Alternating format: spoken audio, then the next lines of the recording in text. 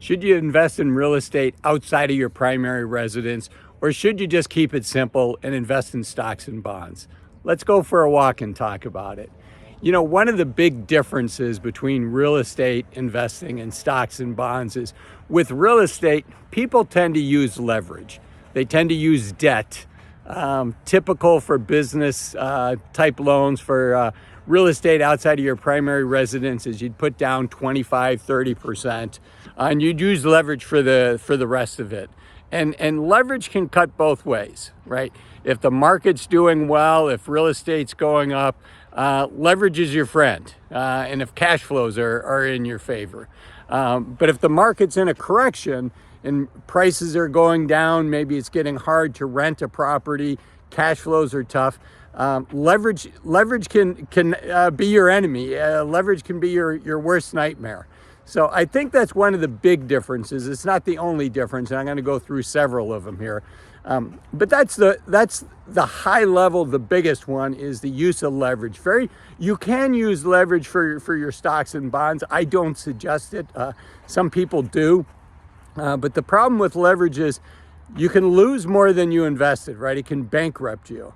And so that's one of the things with real estate is it tends to be an investment that you make with debt. So that's something to factor in, just the risk associated with having debt. Also, obviously, real estate tends to be less liquid. It's a lot harder and more expensive to sell real estate than it is your stocks and your bonds. If you're buying liquid stocks and bonds, things that trade on the New York Stock Exchange, the NASDAQ, things like that, it's very liquid. You can vote with your feet, and it tends to be very efficient and inexpensive. Real estate tends to be expensive, right? There's real estate brokers, and even if you have your own real estate license, there can be costs associated with it. It's just more difficult, right? And I'm not just pointing out the negatives. I mean, these are reasons why, in theory, you know, real estate, which is for many people an active investment, particularly if it's like rental properties, in theory, real estate should outperform the stock market. I don't have a crystal ball. I don't know. This isn't stock or real estate advice. I should note that this is not financial advice for you in particular. This is financial education, things for you to think about. I am not a licensed real estate broker. These are just observations I've seen with clients that I've worked with. So leverage is the big one. Time, it tends to be more time intensive real estate.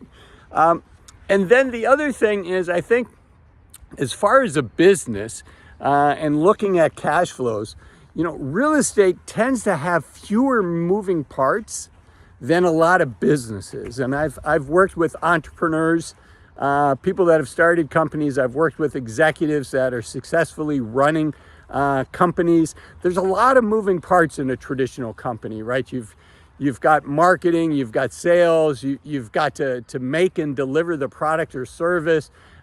You've got management of people and teams. There's a lot of moving parts. Where with real estate, it tends to be asset-based, right? It's about, you know, again, I'm not a real estate guy, but, you know, location. If you have a good location, if you bought at a decent price, and if you can get good tenants, you know, those are several of the main factors for success in real estate. And I think that's a skill that a lot of us can learn, and it tends to be more forgiving than a lot of businesses. So, you know, that's an advantage to the real estate side of things. Is it tends to be a business that can deliver nice returns and is less complicated than a lot of small businesses. The other thing is tax advantages. You know, I think stocks and bonds are treated fairly favorably. I think stocks more so than bonds by the U.S. tax code. Particularly long-term capital gains is at a much lower rate than ordinary income for people. Same thing with real estate. I think real estate is tax advantaged as well. Clearly, the real estate industry has good lobbyists because there's very favorable tax laws for real estate. You can depreciate things.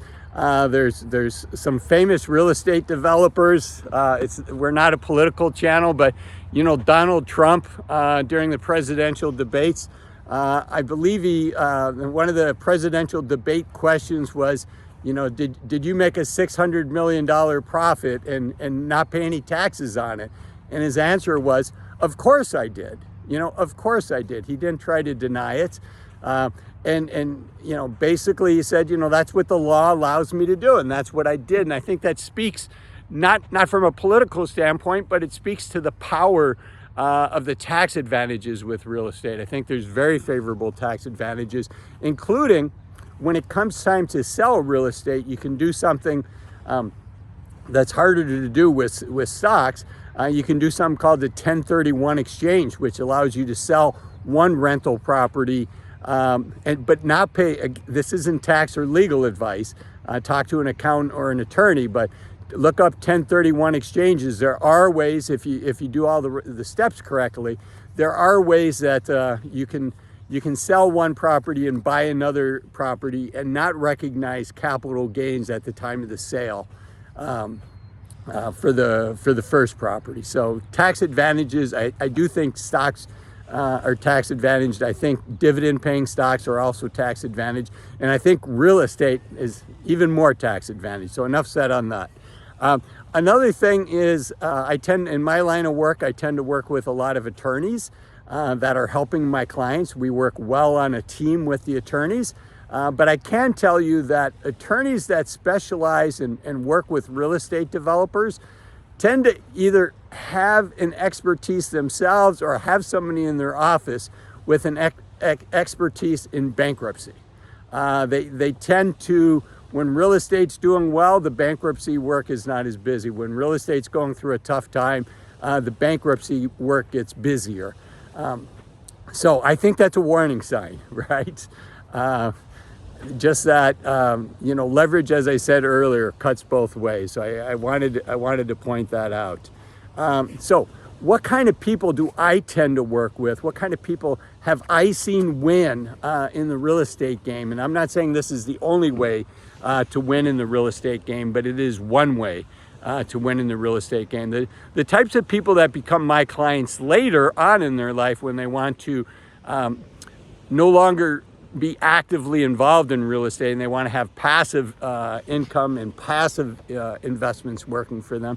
The folks that I've seen win over multiple real estate cycles tend to be fairly conservative. They tend to not be huge fans of debt. They tend to use as little debt as they can, and they tend to be patient and work on, let's use the cash flows from this investment and pay down the debt, as opposed to buying that next property as soon as they can. So I think patience, waiting for the right price, patience, waiting for the right time in the cycle to be a buyer or a seller, patience when it comes to how quickly they add doors to their real estate portfolio. I think all of that benefits people in the real estate market. And then also really looking at the income flows as a source of security for them, right? That's their cushion. And they plan on the things might be going very, very well, but they plan on things not being that way all the time. So in general, I think real estate can be a great diversifier for you. I do think it's active. I do think you can lose your butt very quickly in real estate if you don't know what you're doing, right? So do your homework. It's an area that there's a lot of courses, there's a lot of educational material out there. I think mentorship and coaching from somebody that you respect, that you know has been successful, somebody that's been through various cycles, can be super important. And then the last thing I'll say is, just having a handful of rental properties can be a life-changing situation in a good way.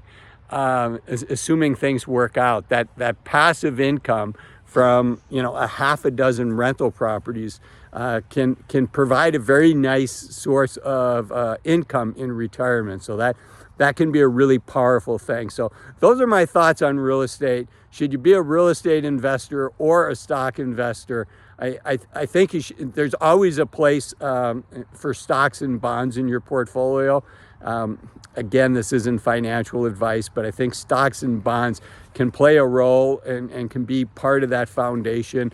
And for the right people, the people that are willing to educate themselves, the people that are willing to be conservative in financing, the people that are willing to put in the active time that it takes to manage a real estate portfolio, I think real estate can be a good complement to your stock and bond portfolio and can be a nice source of income for you in retirement. So I hope this video has been helpful. If it has, give me a thumbs up. It really does help the algorithm find other folks. As the kids say, thumbs for likes and subs for love. And until next time, I'm Azul, encouraging you to take full advantage of the youth of your senior years.